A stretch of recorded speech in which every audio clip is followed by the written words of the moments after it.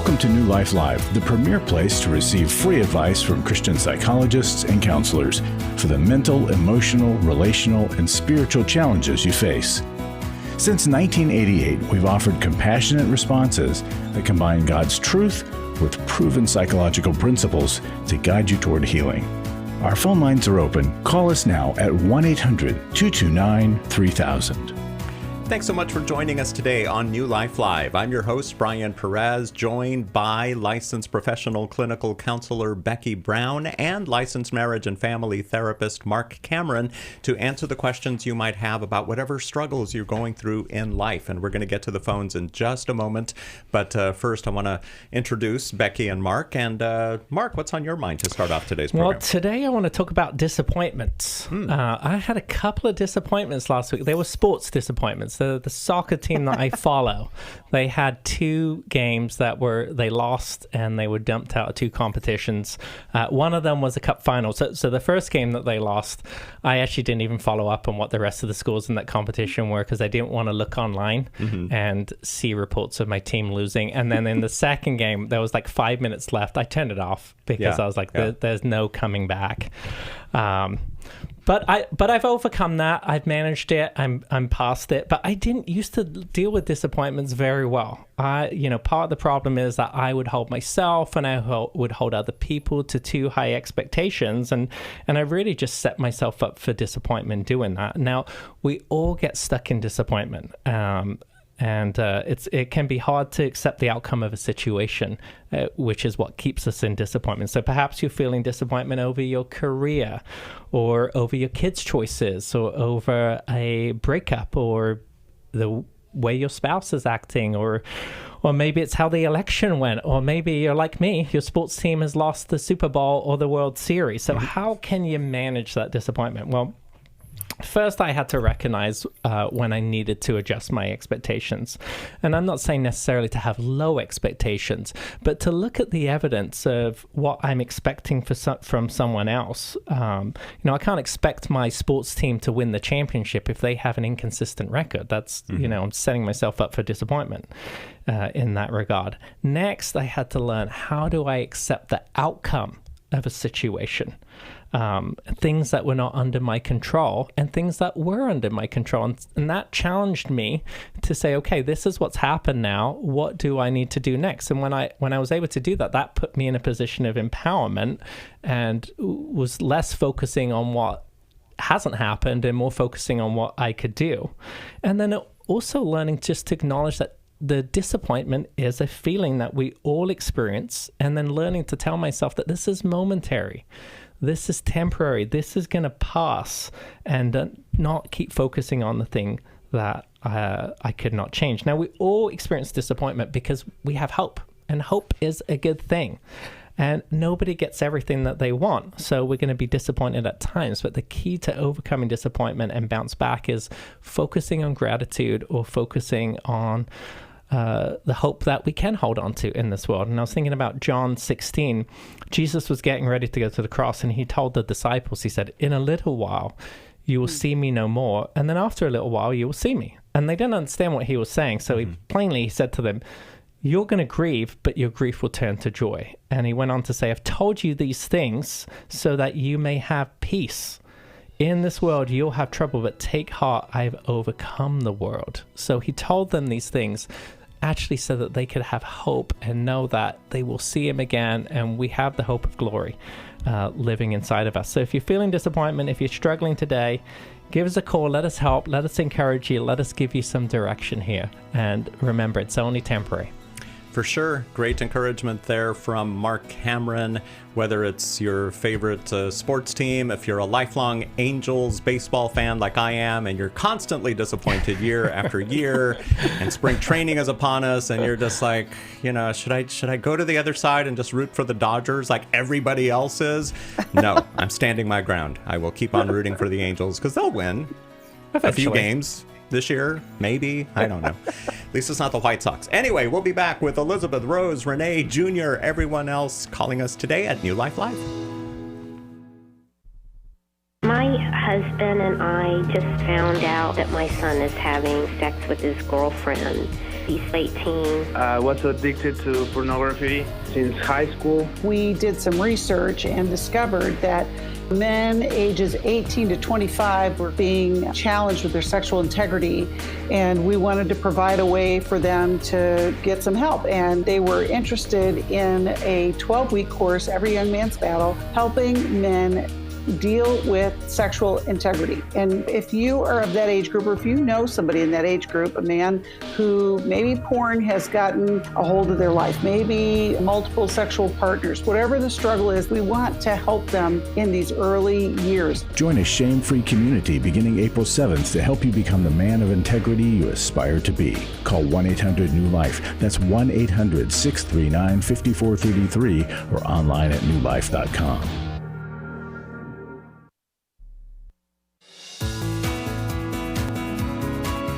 To find out more information about New Life or to order any of the resources mentioned on today's program, call 1-800-NEW-LIFE.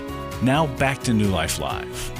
And we're going to go right to the phones to begin our segment today. This is Rose in Cleveland, Ohio, who listens to the New Life podcast.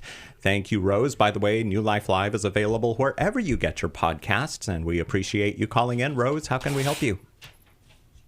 Well, hi. I just want to say thank you guys for just a wonderful ministry you provide. And I'm going to challenge Marc on the issue. He said it's only temporary. So I'm hoping my issue is only temporary. So, yeah, what's your definition of temporary, Marc? That's what Rose wants to know. Well, how long's a piece of string? Yeah. Go ahead, Rose. I have four pretty awesome kids. And the one that I'm calling about, he's still awesome. He's just sort of a pain in the butt. And he's sort of been that way. You know, I tell people he turned 13, and I didn't recognize him anymore. And he was close to his dad, because Dad died in 2016. Mm-hmm. And he's not close to his siblings. He's not close to me. I should say he is currently in the military. He's been in almost 20 years. He's a lieutenant colonel.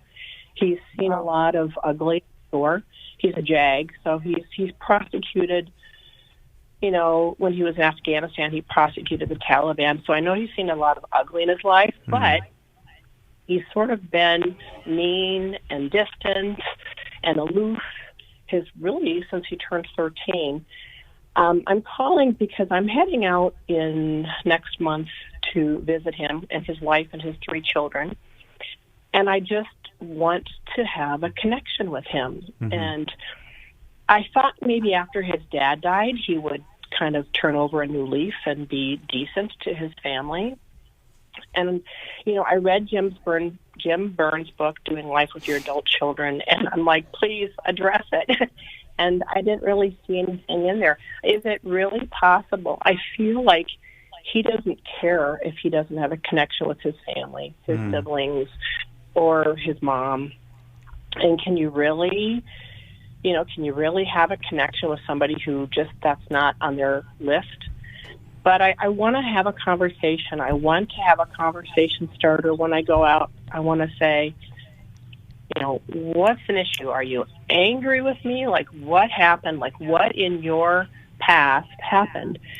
But I'm allowed 3 questions a day. I mean, he literally says, Mom, you asked too many questions. So it's really difficult. I need to kind of approach him. He's very smart, but he's very keen. He knows if he's being manipulated. So I need to find a way to address this issue with him. Like, what's up, buddy? So, Rose, just a quick question. How is his relationship with his wife and their 3 kids? And then how is your relationship with his wife and your grandkids? Well, they've not lived close. So when I'm with them, I mean, of course, the grandkids love me. How could they not, right? But I have a very good connection with his wife. But they're kind of 2 peas in a pod, you know, and she's sort of aloof as well, too. And there's a reason. I mean, I've had some situations with her in the past that made me make that observation I don't need to go into here. But just you have to trust me when I say they're really 2 peas in a pod. But we have a good relationship and we can talk. But I think my issue is, I think every parent's fear is, we don't live forever. And if I'm ever on my deathbed, I want to have my son. Yeah. Like, when I'm gone from this planet, I don't want my son to say, oh, why was I such a horrible person to my mom? I want to have a connection with him before I leave this planet. Yep. So, Can I jump in? Appreciate any advice. Sure. Can I jump in? Because I'm bursting right now. Rose, first of all, way to go to raise a man who is serving his country and doing some really difficult things and, has a marriage and family, all of those things. Those are really incredible things. I think the challenge that I hear from you is you're wanting something that he may not be able to give you. Amen. And so how do you love him and accept him and his family on terms so that he knows that you love him and accept him on those terms? When he's saying things like, Mom, too many questions, what that tells me is he's open enough to talk to you about that, which is great. Otherwise he would just not, he'd slam the phone or, just ignore you. But you've got some sort of a connection in that way. It's just not what you want. And so the goal for you, Rose, is how do I settle myself down? And I know there's moms that are listening right now going, Becky, that's not fair. She deserves to have the respect and the connection. I get all of that, but we don't always get what we want. And what I hear you saying more importantly is you want to have him be assured that you love him and that you are open to a relationship in whatever way it comes. But I think that's where the challenge is. It may not be what you want. Right. Yeah, I love what you're saying. Have you said this to him before, that you want to have a connection with him and you don't? I have. Okay. And what's his response been? A couple grunts. Grunts? Yeah. Uh-huh. He's a great guy. He is a great guy. But I honestly, I think I feel like I pissed him off sometime in his late life, and I really want to know, like, is there an issue, or are you just this way with everybody? I guess I want to open the door for him to have a grievance with me and feel safe in disclosing it. If there was one, if that's what caused this, I don't know. Okay, so I would start with that if you haven't before. Now, here's what I want to let you know is that there's something called avoidant attachment, where people learn to suppress and push down their feelings and not feel them. And on the surface, when you're in a relationship with those folks, it can seem like they're just holding out, like something's going on, but they're not holding out because they've learned as a strategy to push their feelings down and to not recognize them and move on. And they live in the logical linear side of their brain, and they don't want to go into the emotional side of their brain. Now, when you go into the military, that further reinforces that mindset to not have feelings, just to push through, to be strong, to follow orders, to don't question.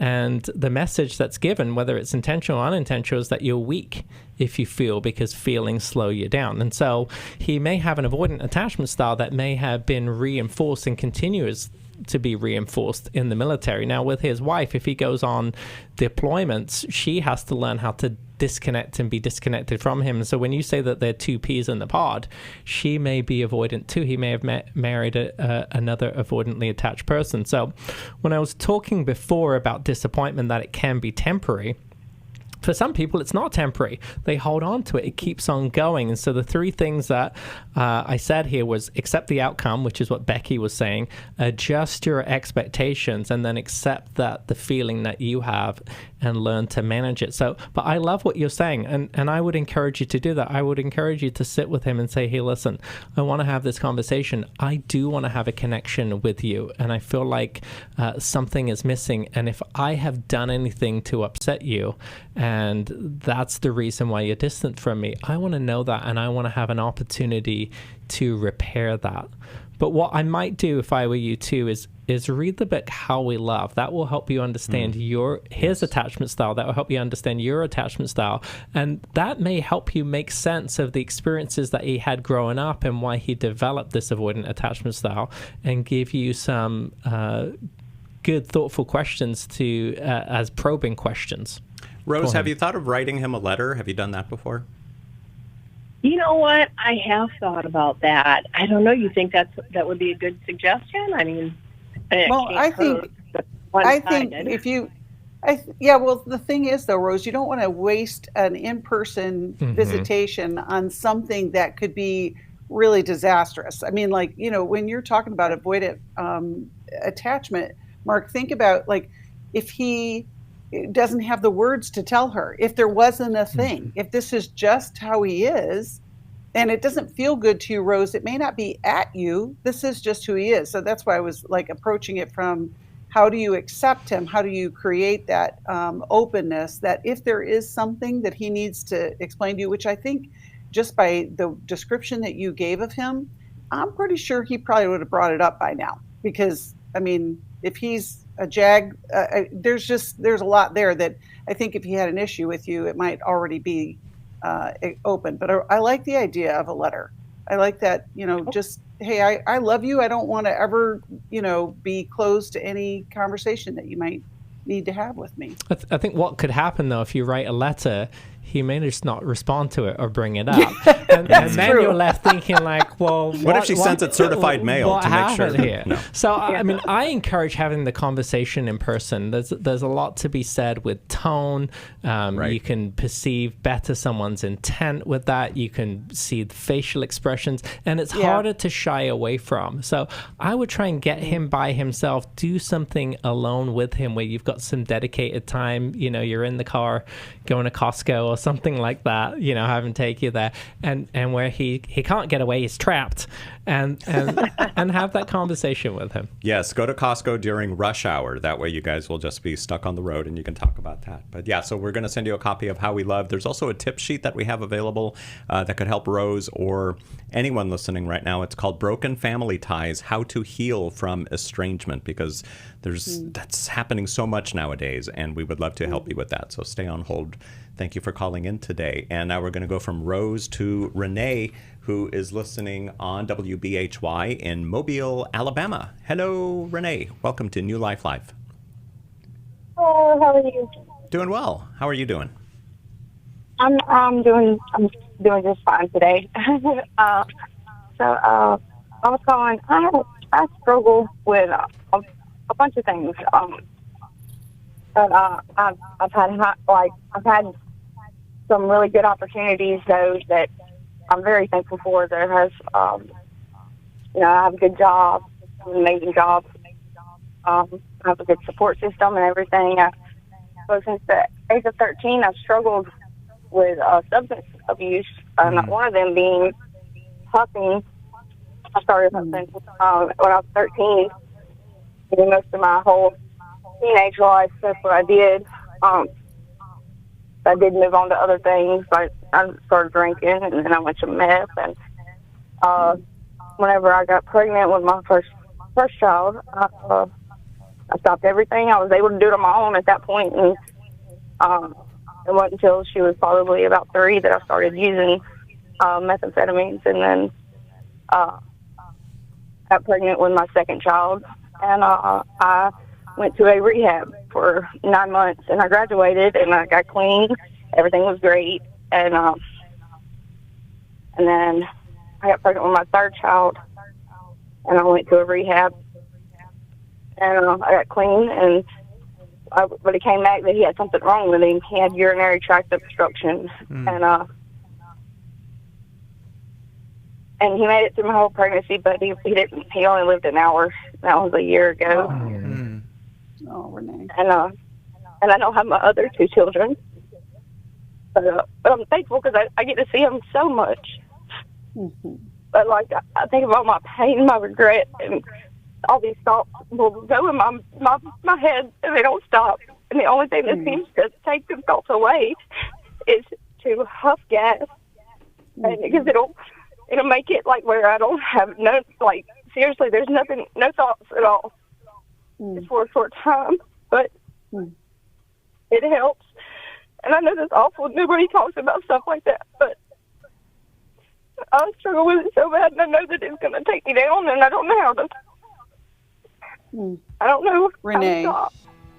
Yes. Renee, we hear you, and people do talk about it. You're not alone. We're going to get you some help. You can hear the music, so we're going to take a quick break. And my heart goes out towards you because you've done the best that you can. There's been a lot of wounding, and to lose a child is pretty devastating. So, we hear the pain, and we're going to give you some direction and get you on a path of freedom, because you've tried for a long time, and you can do it, and then it comes back. And I know you're feeling really tired by all of this, but just hold on. And I'm going to ask the audience to be praying for Renee right now as you hear her call. And Brian, you can take it from here. Yeah, if I can. This is tough. Renee, stay on hold. We're going to continue to talk to you and everyone else who's calling in today here on New Life Live. But yeah, pray for Renee. Restore gave me strength. It gave me more belief in my faith. I met up with a group of women that are going through things that they had no control over. If you've been affected by betrayal, an emotional or physical affair, or pornography, the Restore Intensive will equip you with support and tools to help you through. When two people want to do their part, we can be restored. But if they don't, we can still be restored. We are not stuck because someone else made a decision. That God lets us weigh in on how we want to walk out our lives. Our wellness does not hinge on another person's decision. The Restore Intensive is coming to Dallas, Texas, May 2nd through the 4th. Register online at newlife.com or call 1-800-NEW-LIFE and use the discount code NLL to save $50. I had a great experience at Restore. 1-800-NEW-LIFE and the discount code NLL. I was sort of vaguely familiar that the 12 steps had some origination in the Bible. I found Life Recovery, and one of the things I liked so much was that it had such a broad appeal. It wasn't limited to just alcohol or drugs, that it was addressing a wide range of problems. At New Life, we believe everyone can benefit from a life recovery experience. There are life recovery groups all over the country. They take place online, in conference calls, and in person. And if there isn't one in your area, we can help you start one. We have startup materials, leaders' guides, CDs, Bibles, and more, all with discounts available for groups. Call us at 1-800-NEW-LIFE and ask for Terry Ward. The 12 Steps have long been a great help to people in recovery because much of the 12 Steps' power comes from the fact that they capture principles clearly revealed in the Bible. The 12 steps is really a pattern for all of us as Christians. Call 1-800-NEW-LIFE. That's 1-800-639-5433. We'd love to hear from you. If you have a question or a comment, call toll-free 1-800-229-3000. Now back to New Life Live. Yes, we are back on New Life Live. Let's go back to Renee. Renee, thank you for calling in today and trusting us to help you with this situation. We know that there are lots of people listening and watching who maybe don't want to call in. They're afraid to call in. But thank you for calling in because you're going to help a lot of people who are going through what you're going through. Yeah, Renee, it sounds like you're in grief right now and probably feeling some guilt too over what happened with your son. Now, many addiction programs or recovery programs, I should say, focus on sobriety.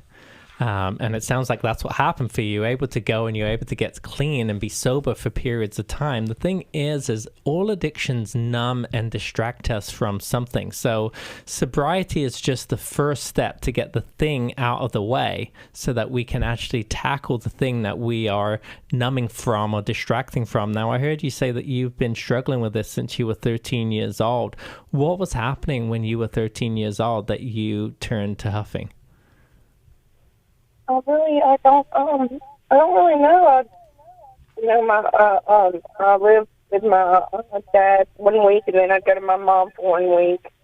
And back and forth. I had 2 bus routes. I had two everything. Like I had my own room over at my mom's, and my own room over at my dad's. But I really didn't have nothing in my dresser because I basically was out of a duffel bag and going back and forth.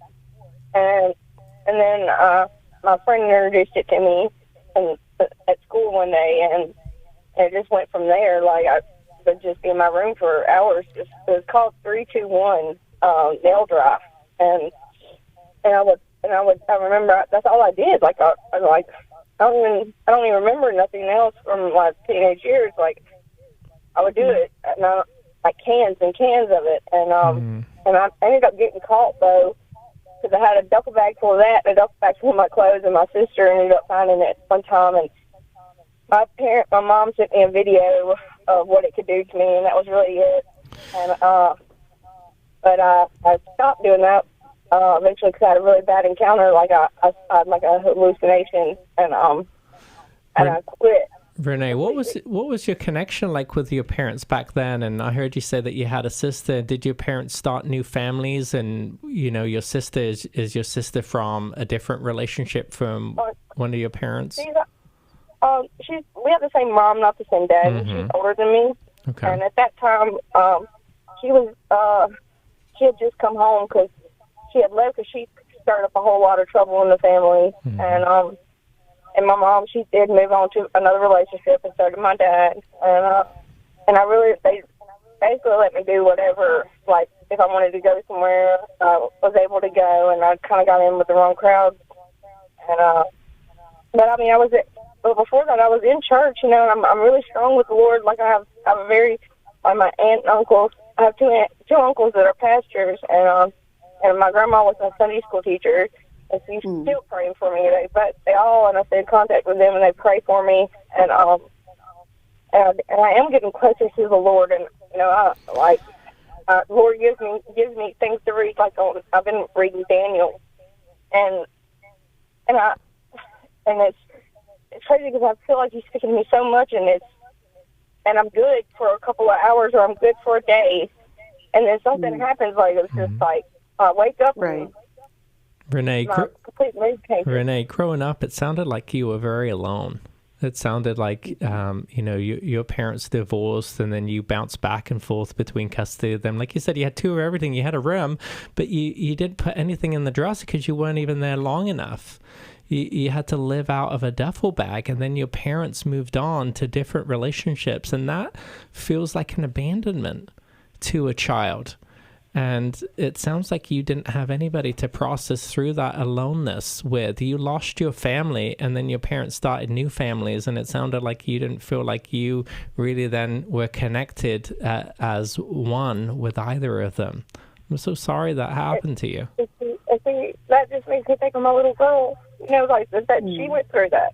Mm. Well, so that's what I want to ask about, Renee, is who are you connected to now, and where are your children now?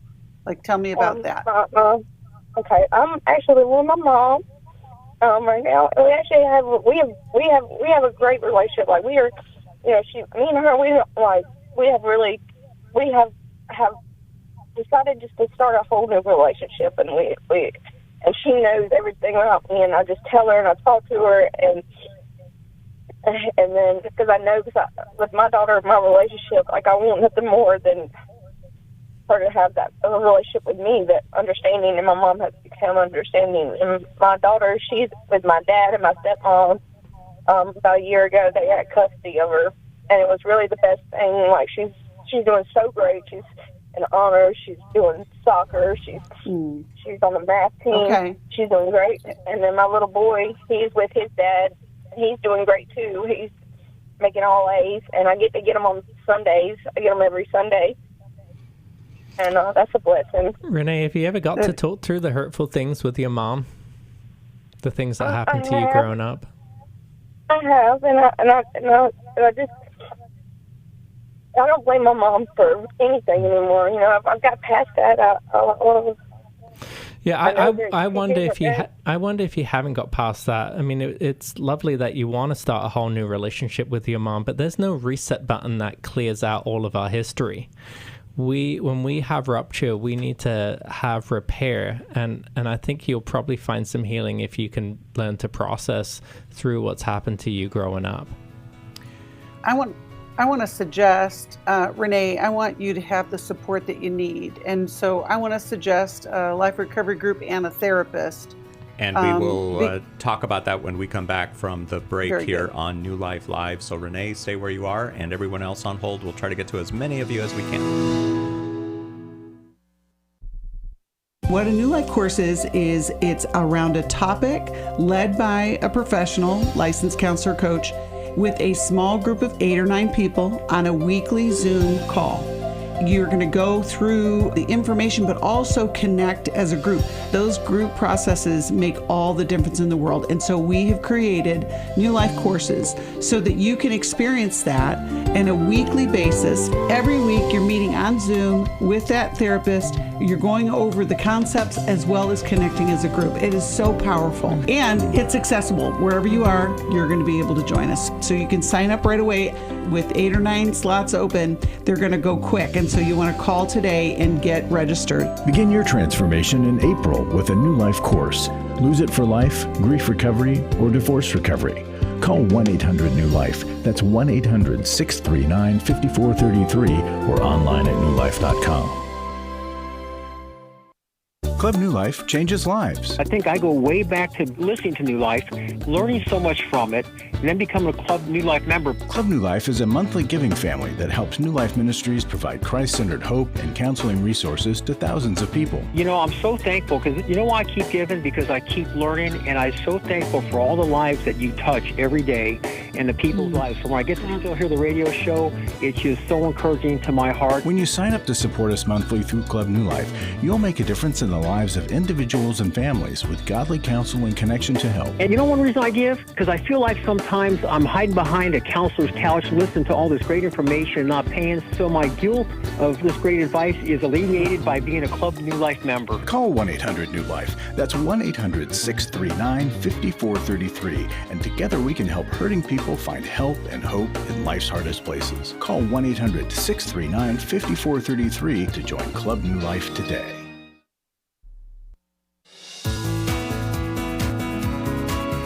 We're glad you joined us for New Life Live. To be a part of the program, call 1-800-229-3000. Now back to New Life Live.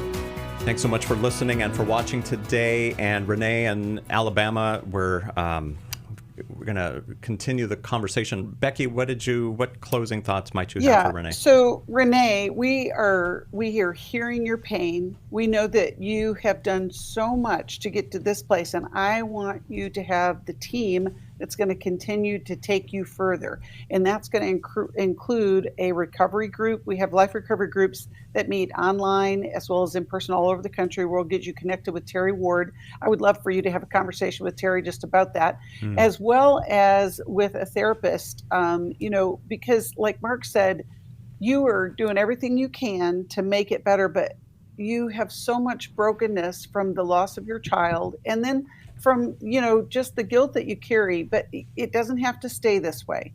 There's so much hope. And Renee, I know that once you get through some of these more difficult days, there's going to be better days ahead. And we'll hear back from you and you'll say, I can't believe, look at what God's done in my life. And I just want to encourage you. I also want to send her a copy of Healing is a Choice, because it'll help her with some of that. But she'll get connected with the recovery group. That would be amazing. Okay, Renee, thank you for calling us today on New Life Live, and remember to keep her in your prayers. Now we're going to go to Topeka, Kansas. Here is Ann, who's listening to us online. Hi, Ann. How can we help you today? Hi. I did go to a betrayal conference in Texas last July, and they encouraged me to do some boundaries. So about 2.5 years ago, my husband, I suggested we go to a marriage counselor. And he's been saying, he was saying before, like, it's been like 3 years before that, he kept saying, something's wrong here. And I was like, okay, so what do we need to do? Kind of a thing. And no suggestions. So I found a local church that was doing a marriage counseling. So I said, let's do this. It's once a week. And it was a commitment of like 16 weeks or something. It was a long commitment, but I thought, surely this is going to do some good. Well, about week 5, they say in the book that it was time for you to do forgiveness things. And he really wasn't doing his homework, but I was doing it, and And that's when I found out that he's been watching porn for years. And I had no clue. How did you find that out, Anne? Did you discover it? Did he confess it? Yeah. He confessed it during the marriage counseling. The one lesson was on forgiveness. Okay. And they suggested you have 5 things that you can ask forgiveness for, and this was the lesson that week.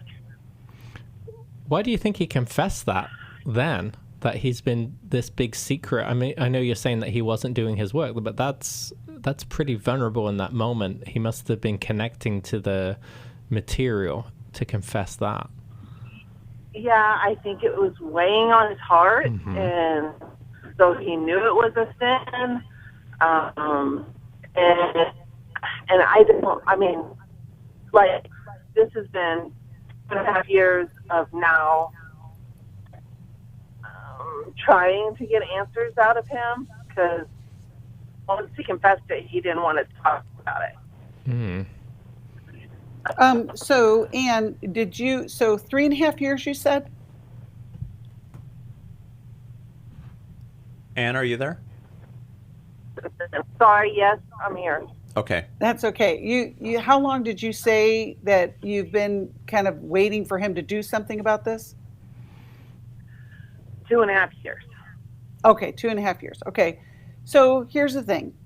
The challenge is when you draw boundaries of any kind, you're hoping that somebody would respond to them. And in this situation, my recommendation would be that he goes to Every Man's Battle. And the bare minimum is, if you guys were, Brian was just talking about this on another show, our Every Man's Battle podcast can give you a lot of insight. But for your husband to confess, that means that there's something going on in him, that he feels guilt, he feels bad, but he doesn't know how to get to the core of it. So it's kind of like he throws up and then he feels better, but then you're left with all the damage of the vomit, right? And so you're left wondering what's going on. And I would just encourage you to, just kind of, I would say you need to go. You need to talk with somebody. We need to get this settled, because you don't want it 2 years to go into 10 years to go into 20 years, and it does happen. What are the boundaries you're setting? And you said you went to Restore and they encouraged you to hold boundaries. Did you set those boundaries? And is there... Yeah. So okay. What were they? I have like just 3 boundaries. Okay. One was to tell the kids at the conference they had suggested that happened because they're all out of high school. And another issue with this is that he's also a pastor. Okay. At a small church, and so they suggested I tell the kids before something else happens and somebody else has a chance to tell the kids. Okay, so that was one thing. It was tell the kids. What are the other boundaries? So, yeah. The other one was I needed him to go to counseling. Because he says he's not going to do it anymore, but I say if you don't figure out what caused you to do it, it's likely to happen again. Yeah, that's good. And then what's the third one? Okay. And then the third one was that we needed to work on ourselves in counseling after he's done with that. Like, we needed to marriage actually counseling. have counseling. Yeah. Okay, I think those are good boundaries here, to go to counseling and to work on yourself. Yeah, I mean, how do you... It's hard when somebody comes to you and says, hey, I've been doing this for years, but don't worry, I won't do it again. You can't trust that. When somebody reveals something so shocking and damaging that's been happening to you that you haven't known about, you can't trust that everything's going to be okay. Things need to be transparent. He needs to commit to a level of transparency and openness. He needs to have a plan. People don't just not look at porn accidentally. In this day and age, it's so in your face. As a man, you have to have a personal plan and your own personal boundaries for how you're doing that. And if he's not doing it, he should be able to explain to you what those boundaries are. And if he really understands the depth of the betrayal and the hurt that's happened to you, he'll understand the need for transparency. So you may have to up the level of boundaries that you are are requesting here. You may have to start to physically and emotionally withdraw from him. You may have to, that may include going and staying in a different bedroom. And if he doesn't then respond to that, you may have to legally protect yourself. And you may have to initiate a separation to see what he is willing to do to save the marriage. I think boundary 2 was both of that. Counseling was kind of together. And the third one was I just wanted answers. Like, I just wanted answers. Ann, did you ask him to go to Every Man's Battle? So at that conference, they suggested that book. He believes the book is good enough, and now he doesn't need counseling. Well, but if that works for you, that's going to work for him. So that's a boundary. I would say we've got one for me. Right. I didn't think it did. So I would say we've got one coming up in April, and you can use some of the things that Marc just said about what you will do if he doesn't. But that has to happen because, now here's a newsflash. A lot of times pastors think they can handle everything. Okay, well, we've also read all the news headlines when they cannot. And this is a very dangerous place for him right now. It's dangerous for the congregation. It's dangerous for you, Ann. He needs the help. There's so many things that I could say as far as, what you could do, but I don't want you to be doing all of this. This has to be his work, his healing, and he's going to be met with grace and practical help, as well as men who understand what the journey is for him. And we also have scholarships available, so there is no excuse, but that has to be your next boundary, that you have to go to Every Man's Battle, and then all the consequences that Marc talked about. A boundary has a consequence. A boundary has a limit line. It's not just, hey, this is what I want you to do. That's a request. A boundary says, I need this, and if this doesn't happen, this is the consequence. And I think that's where I'm thinking where this is going wrong here, or not being effective enough, is that there needs to be a consequence from you and for him not following through. Yeah, let's send Worthy of Her Trust and get him connected with Every Man's Battle, the conference, which is coming up. Yeah, that is coming up April 25th. And like we said... It's not a conference. Did I say conference? Intensive. No, I did, You and did. I'm correcting myself. All right, that is the weekend of April 25th. You can get all the details at newlife.com or by calling us at 1-800-NEW-LIFE. We've also got podcasts, we've got books, but yeah, like we said right now, a book, a podcast, it's not the same as taking part in this intensive, because guess what? It is intense. If he really wants help, he should go. 1-800-NEW-LIFE. We all face days where life throws us a curveball and our routines or plans get disrupted. Things we wanted to do are forced to take a backseat to the unexpected demands of the day. If you normally listen to New Life Live on a radio station, well, you might not be able to that day. And on these hectic days when you're feeling stressed or frazzled, hearing the sound of counsel given on New Life Live is just what you need to navigate the unexpected things of life. Every time I'm troubled or I have a problem, I'll cut on New Life, and there's always something that is said that is helpful to me. By listening, I have learned more than I can ever express about how God wants me to live. Download the New Life app for the easiest way to listen wherever you are and at a time that's convenient for you, or watch the show on our YouTube channel. You can even subscribe to our podcast from your favorite podcast provider. You never have to miss a day of New Life. Wherever you are, we are. For over 35 years, New Life has been the most trusted name in Christian counseling. Your ministry has saved my life. If you struggle with emotional hurt, family or marriage problems, the pit of depression, or the pain of addiction, we can help. I'm down 100 pounds now from what I was. I found a counselor through New Life Ministries, and it's just been outstanding. Our treatment programs provide clinically appropriate solutions from licensed professionals, all in a biblical framework. I have had problems with alcohol. I think God has ordained this place to be His. You don't have to be a prisoner of your pain. Help is available at 1-800-NEW-LIFE. She tells me that I'm a new man, and I feel like a new man. It worked for me, and it can work for them too. This time it is different. If you're ready to take the first steps toward genuine spiritual and emotional healing, call us today at 1-800-NEW-LIFE. God can open the door for a better tomorrow. To get someone that's confident, that's good at what they do, it's been like day and night compared to what I've had before. Call 1-800-639-5433.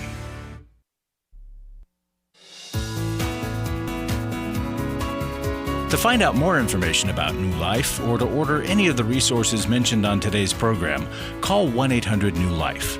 Now back to New Life Live.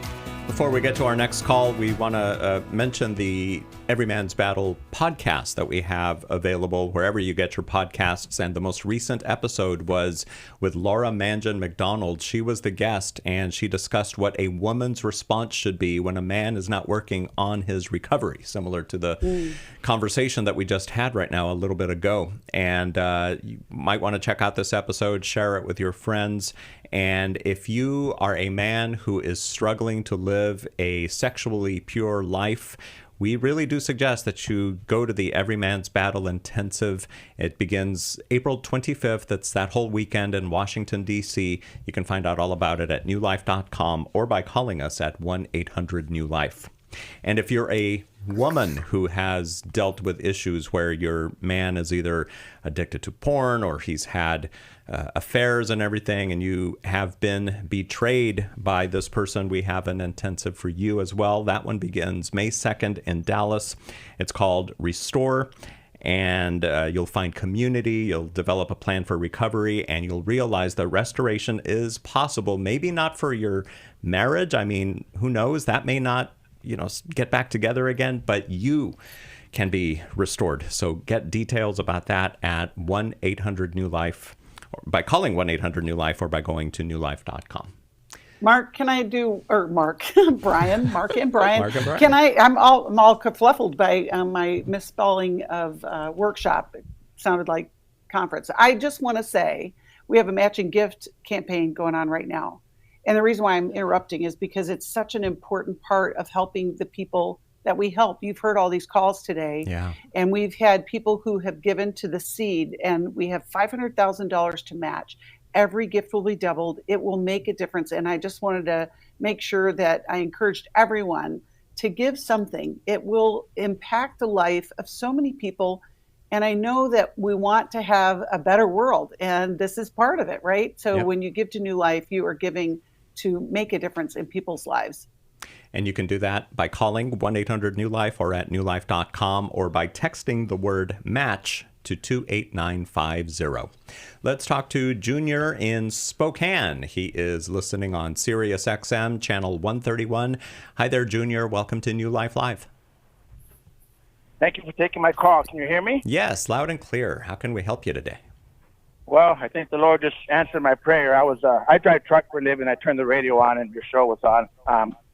So just want to thank you guys for your ministry and everything that you guys are doing to help people. I'm going through some, I don't know if it's spiritual or mental challenges. Back in 2001, I was a heavy meth user, and I was up for, I believe, 2 or 3 nights straight without sleep, and I manifested, and you may agree or disagree with me, but manifested demons, and I'm trying to figure out the voices that I hear, if is it a spiritual or a mental challenge that I might be dealing with, because it's the only symptom I have as far as like, I don't see things. I just hear these voices. They're very blasphemous voices, cursing Jesus' name, just grotesque what they say. So anyway, what are your thoughts on that? Becky? Well, first, Junior, I want to ask, have you been sober, clean and sober from meth for all these years since then? Oh my gosh. My wife found out that I was doing this behind her back. She dragged me to church after being out for 2 or 3 days. I walked through the doors of the church and I was instantly delivered from, thank God, my bondage to addiction. So to answer your question, I have been sober for all this time. Yeah. Now I have backslidden into alcoholism, but as far as drugs go, no, I have no desire to ever touch them again. And same thing with alcohol. I've been sober now for 1.5 years. So. Okay. All right. Well, and I also wanted to know if you've done any counseling or anything like that at all. Well, that's like I said, I believe that you guys having this program is an answer to my prayer, because I've been trying to reach out to different Christian counselors, and it just seems like everybody's too busy or don't care, or I don't know what it is. But I do have an appointment 2 weeks from now with a Christian psychologist, and then that was going to be my part 2 question for you, is what's the difference between a psychologist and a psychiatrist? Great. Marc? Yeah, that's a great question, and I've got an answer for you. So a psychologist is a PhD doctor. They have trained, and typically they're research based and they can do testing, whereas a psychiatrist is a medical doctor. They go to medical school and then they specialize, just kind of like a cardiologist specializes in the heart, or a pulmonologist specializes in the lungs. A psychiatrist is a medical doctor and they specializes in mental health disorders. And so that was going to be my suggestion for you, is to go to a psychiatrist, because there is something called substance-induced psychosis. Now, I understand that it's been a while since you did meth, but that still takes a toll on you, and you've also slipped back into alcoholism. I'd want you to get under the care of a medical doctor to explain your symptoms and have that person give you a thorough evaluation. I'm sure once you explain what's going on with the psychologist that you go to, that person will most likely make the referral too. But I think if you can try and do both simultaneously and get assessments going at the same time, I think that's probably going to be your best bet. And, I also would say, Junior, that even though you were miraculously delivered from a life of addiction, we still have work to do to understand what brought us to that place. And recovery is a great way to continue that healing process, along with what you are already doing with the psychologist visit coming up, and like Marc just said about psychiatrists. I want to send him a copy of the Life Recovery Workbook, but also get him connected with our Life Recovery groups. We have them across the country. And I just think it would be very helpful, because sometimes when destructive thoughts, like what you're talking about, there's a neural pathway that's been built for 24 years that just is repeating. And actually, Marc, I'm even thinking about EMDR, eye movement desensitization and reprocessing. We need to disrupt those thoughts and not give them the power that they have over us. But it's not a matter of just like, don't think about them, because it's like trying to quit chocolate. You can't do it because you're thinking about it all the time. So I just think that there's multi ways that you can get some complete freedom from these things, Junior. So it's both spiritual and mental. It's not one or the other. Oh, no, yeah, I agree with you 100%. Agree with you. That is one nasty drug from the pits of hell. And I had a friend that I talked to, and it happened the same thing to him. He was using one night, and he just started hearing all kinds of voices harassing him. So they went away with him. They quit harassing him. I also come from, my mom was a practicing witch. Oh, my goodness. You know what, man? We have run out of time on today's program. Great conversation, though, Junior. Thank you for calling in today. We are going to send you a copy of the Life Recovery Workbook. And thank you all for listening today. Thank you for watching. Thank you for participating with all your phone calls. If you like what we do here on New Life Live, you can support us financially. As Becky was saying, we have a $500,000 matching gift. But we also want to encourage you to tell your friends about us. Share the YouTube link. Tell them all about the different intensives that we have around the country at different times of the year. You can find out more about them at newlife.com. For Becky Brown and Marc Cameron, I'm Brian Perez. Thanks for listening. Good night. Thanks for listening. We hope this program has helped you by giving you insights for handling the challenges you face in your life. We want you to know that we're here for you, but you also need to know that New Life Live is a listener-supported ministry. To make your donation or to get any of the resources mentioned on today's program, call 1-800-NEW-LIFE. That's 1-800-639-5433 or online at newlife.com. Please join us again tomorrow for New Life Live. Thanks for watching today. We love helping people. I hope you sense that. And we know that there's always hope if you find the right resource. Now, if something we've said to somebody else applies to you, that's fantastic. That's what we're hoping for. But also, if you want to join us directly, you can call 1-800-229-3000 between 1 and 3 Eastern Time, Monday, Tuesday, and Wednesday. Those are the best times to get through. And while you're here on YouTube, check out these other videos that we've done to help people see where they could grow or a different path to take. And if you do that, would you give us a thumbs up on the video, and please subscribe to this channel. There are many ways that we can help you outside of the radio program, and it's very hard for some to pick up a phone and dial 1-800-NEW-LIFE.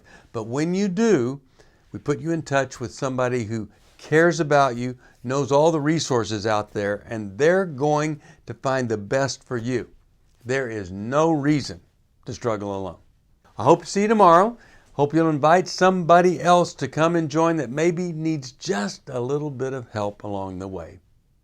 I'll see you next time.